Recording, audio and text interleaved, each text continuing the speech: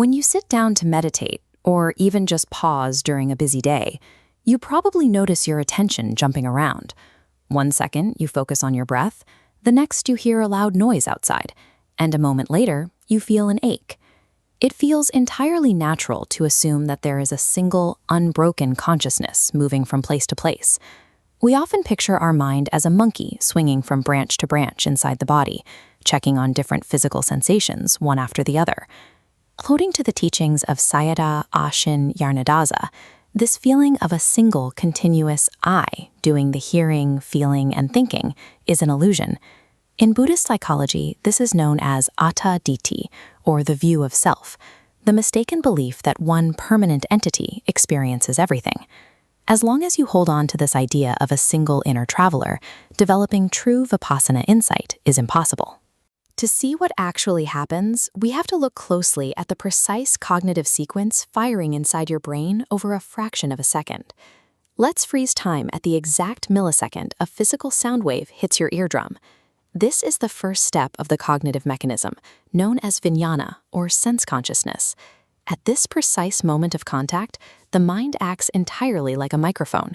It registers the raw audio data, the pitch, the volume, with zero language, identity, or meaning attached to it. There is absolutely no judgment of good or bad at this stage. It is pure, uninterpreted mechanical perception.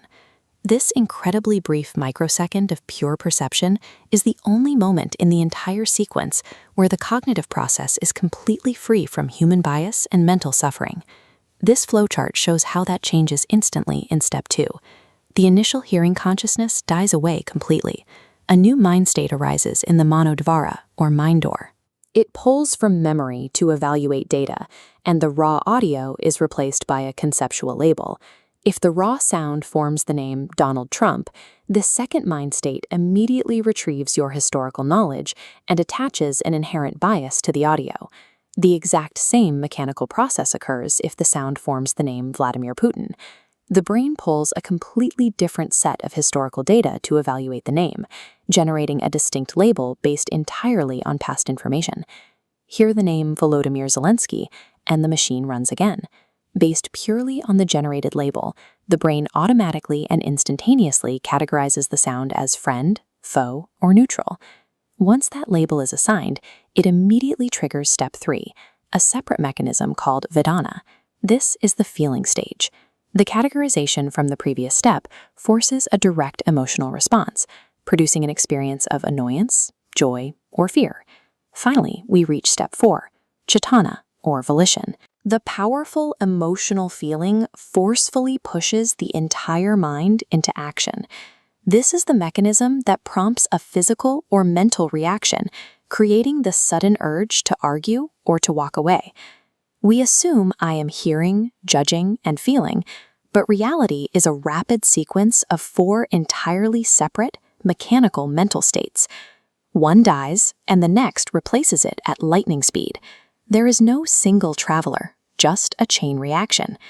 Understanding this sequence explains why placing sati, or mindfulness, at the breath or the ear matters. It is a highly specific intervention in a mechanical process. This diagram illustrates Sayadaw Ashin Nyarnadaza's metaphor for preventing mental suffering.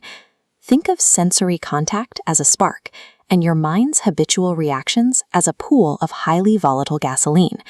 Mindfulness acts as a thick barrier that drops down between the two. You aren't trying to put out a fire that is already burning.